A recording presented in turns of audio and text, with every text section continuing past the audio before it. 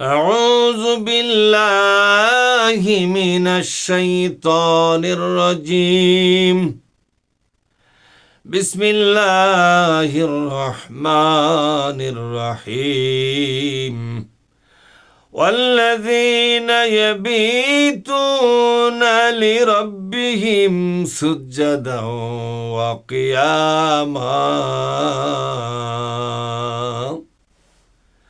আলহামদুলিল্লাহ রব্বিল আলামিন আসসালাতু ওয়াসসালামু আলা সাইয়্যিদিল মুরসালিন ওয়া আলা আলিহি ওয়া আসহাবিহি আজমাইন আম্মা বাদ।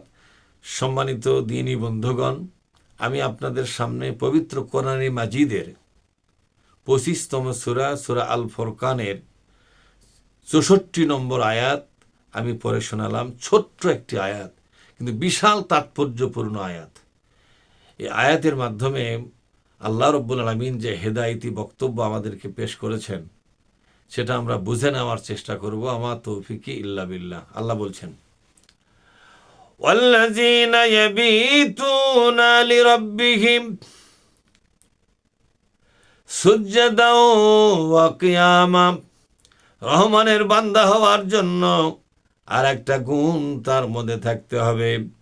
তারা রাতের একটি অংশে আল্লাহ রব্বুল আলামিনকে সন্তুষ্ট করার জন্য, আল্লাহ রব্বুল আলামিনের সাথে গভীর সম্পর্ক নির্মাণ করার জন্য, নিজেকে আল্লাহর ভিতরে বিলীন করে দেওয়ার জন্য, আল্লাহর রব্বুল আলামিন তার সঙ্গে প্রেম এবং ভালোবাসা তৈরি করার জন্য তারা রাতের একটি অংশে আল্লাহকে সেজদা জানায় এবং দাঁড়িয়ে দাঁড়িয়ে তারা নামাজ আদায় করে।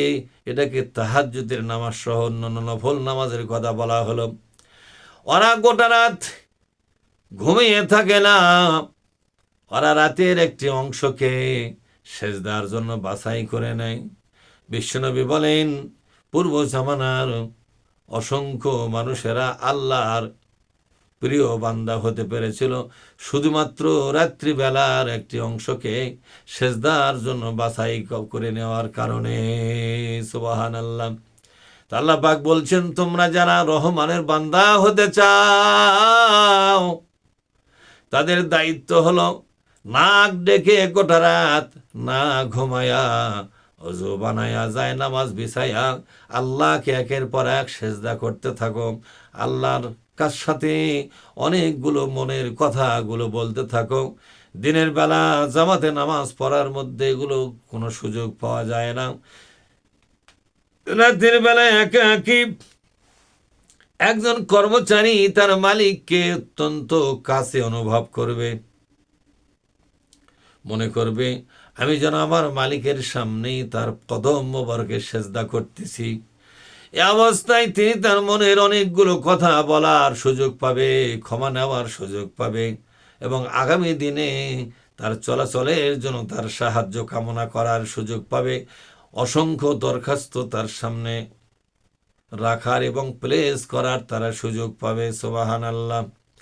আল্লাহ পাক বলছেন, যারা নাকি রহমানের বান্দা হতে চায়, রাতটাকে তার একটা কাজে লাগায়। একদিকে ঘুম আর একদিকে নামাজ, একদিকে ঘুম আর একদিকে জিকির আজকার তাসবিহ তাহলিল, একদিকে ঘুম আর একদিকে মহাবিশ্বের মালিকের সাথে গভীর সম্পর্ক তৈরি করার জন্য চেষ্টা সাধনা করা।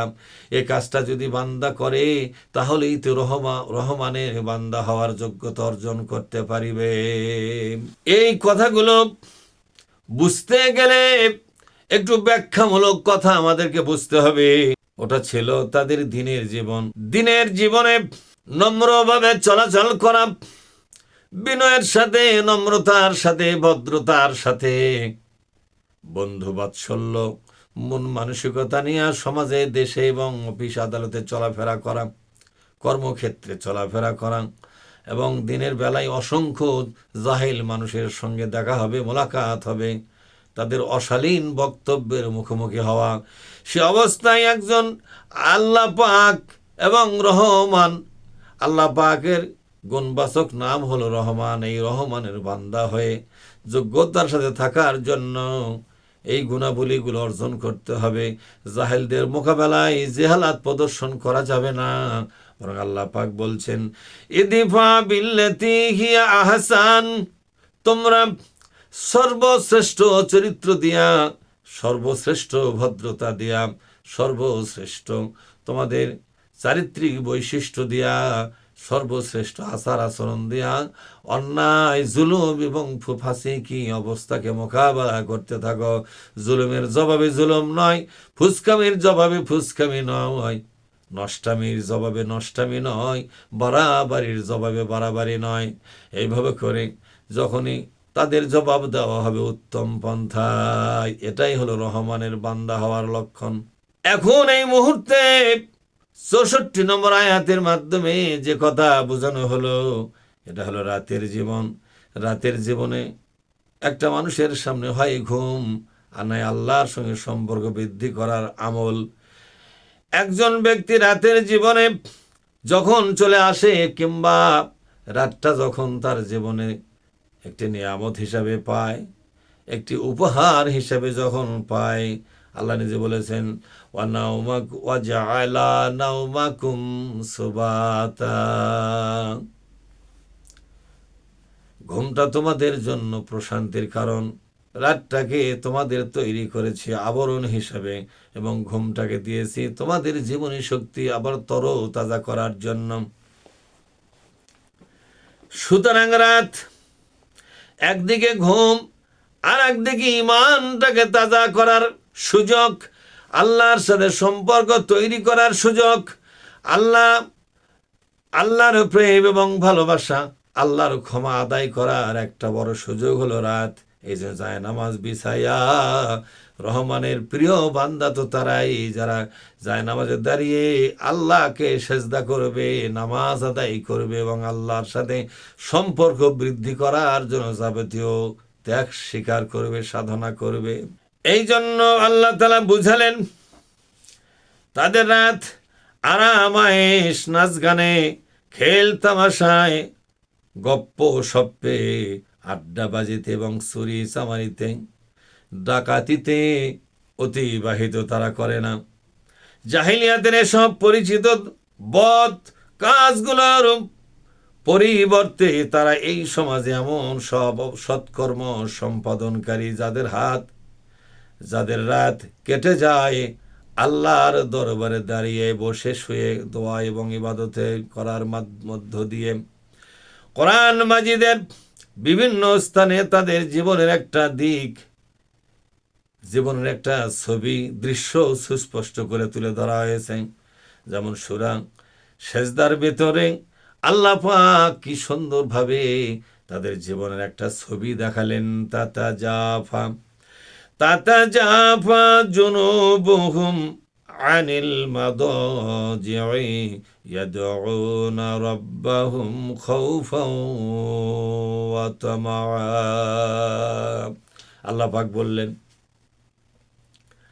তাতাজাফা জুনুবুহুম আনিল মাদাজি'i, আরামের বিছানা, আরামের পালঙ্ক আল্লাহর বান্দা, ভদ্র বান্দাকে ধরে রাখতে পারে না। আরামের বিছানা, আরামদায়ক বিছানা, আরামদায়ক উপকরণাদি বিছানাপত্রে অথবা শুয়ে থাকার বা ঘুমাবার আরামদায়ক কমফোর্টেবল জিনিসপত্রগুলো তাদেরকে বিছানার মধ্যে আটকে ধরে রাখতে পারে না। বরং সেখান থেকে তারা বিছানা থেকে নিজেকে আলাদা করে সাথে সাথে ওযু বানায়া যায় নামাজে বসে পড়ে, দাঁড়িয়ে পড়ে, জিকির ফিকির করে, তাসবিহ তাহলিল করে, নামাজ আদায় করে, আল্লাহর সঙ্গে সম্পর্ক বৃদ্ধির জন্য চোখের পানি ছেড়ে দেয়।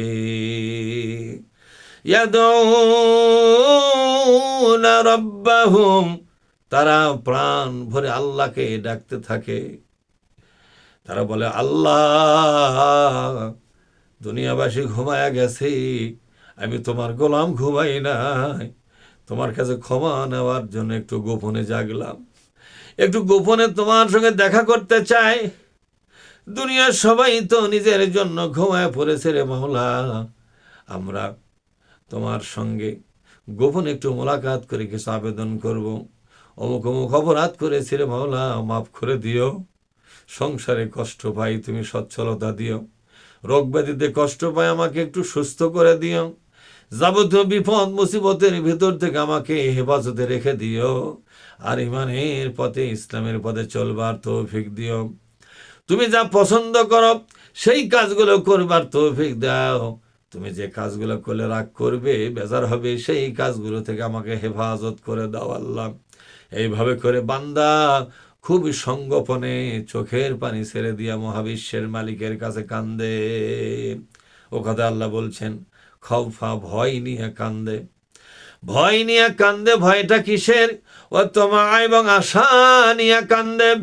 ভয় হলো, আল্লাহ আমি যে অন্যায়গুলো করেছি, অবিচারগুলো করেছি, যে অপরাধগুলো করেছি, পাপের পাহাড় তৈরি করেছি, আমার ভয় হয় আল্লাহ এগুলোকে তুমি ক্ষমা না দিয়া আমাকে জাহান্নামে দাও কিনা, এটা নিয়েই আমার বড় ভয় হয়।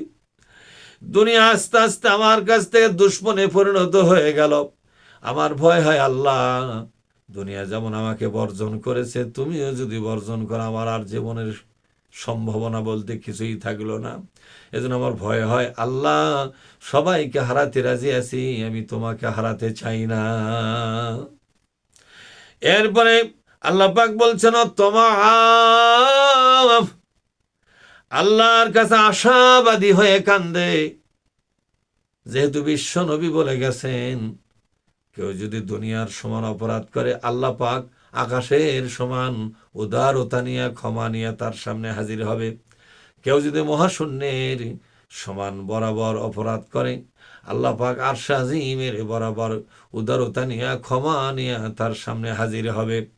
এর মানে হলো আশা জাগে, আশা জাগে রে প্রভু, তুমি আমাকে ভুলে যাবে না, আমাকে বর্জন করবে না, আমাকে তুমি কাছে টেনে নিবে, ভুল হলে আমাকে মাফ করে দিবে, তুমি যে আমাকে ক্ষমা করবে, এ ব্যাপারে আমার পূর্ণাঙ্গ আশা আশা আশা করে আমার বুকটাকে বেঁধে রেখেছি আল্লাহ। এরপর আল্লাহ পাক সূরা যারিয়াতের ভিতরে আরো পরিষ্কার করে বলে দিয়েছেন, রহমানের বান্দাদের এই চরিত্র হলো কানু কলিলাম মিনাল লাইলি মা ইয়াহজাউন। এই সকল জান্নাতি বান্দা বান্দি যারা, রহমানের বান্দারাই তো জান্নাতি বান্দা বান্দি। এরা কি করে? কলিলাম মিনাল লাইলি মা ইয়াহজাউন, গোটা রাত তারা ঘুমায় না, রাতের একটি অংশকে তারা আলাদা করে নেয় ঠিক সেহরি করার সময়। ওয়াবিল আসহারি হুম ইয়াস্তাগফিরুন, ঠিক সেহরি যখন করে রাত 12টার পর ফজরের আগ পর্যন্ত এই যে সময়, এই সময়টাকে তারা কাজে লাগায়। এই সময়ে তারা কি কাজে লাগায়? আগে শোনা হলো ওই কাজে তারা নামাজ আদায় করে, জিকির করে। ওই সময় তারা আল্লাহর সাথে সম্পর্ক গভীর করার জন্য উঠে পড়ে লেগে যায়। আর এখানে বলছে ওয়াবিল আসহারি হুম ইয়াস্তাগফিরুন, আর সেহরি করার সময় প্রতি রাতে রাত 12টার পর থেকে ফজরের আজানের আগ পর্যন্ত সময়টা হলো সেহরির সময়।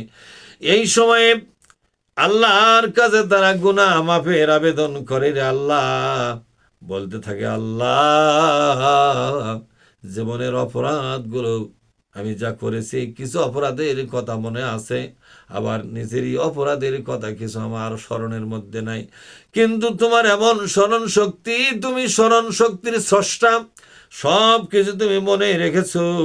ওগো মাওলা, আমি তোমার কাছে ক্ষমা চাই, ক্ষমা চাওয়া ছাড়া আমার কোনো আর উপায় নাই। এভাবে কান্দে, চোখের পানি ছেড়ে দিয়া ক্ষমা চাইতে থাকে। আল্লাহ রাব্বুল আলামিন সূরা জুমারের মধ্যে বললেন, রহমানের বান্দাদের আর একটা গুণ বৈশিষ্ট্য হলো আম্মান হুয়া কানিতুন আনা আল্লাইলি সাজিদা ওয়া কাইমা ইয়াহজারুল আখিরাতা ওয়া ইয়ারজু রাহমাতা রাব্বি। আল্লাহ পাক সূরা জুমারের 9 নম্বর আয়াতের মধ্যে বলে দিলেন, যে ব্যক্তি হয় আল্লাহর হুকুম পালনকারী হবে, রাতের বেলা সেজদা করবে, দাঁড়িয়ে থাকবে, আখিরাতকে ভয় করবে, নিজের রবের রহমতের প্রত্যাশা করবে, তার পরিণাম কি মুশরিকদের মতো হতে পারে নাকি?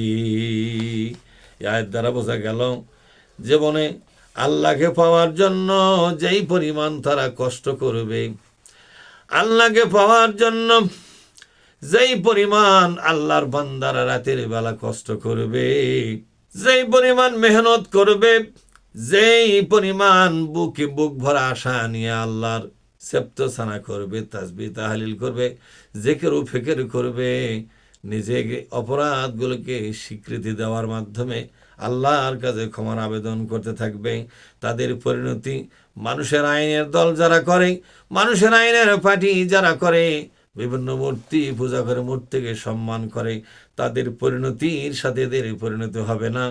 এদের সম্মান ও মর্যাদা আকাশচুম্বী আল্লাহ পাক বানিয়ে দিবে।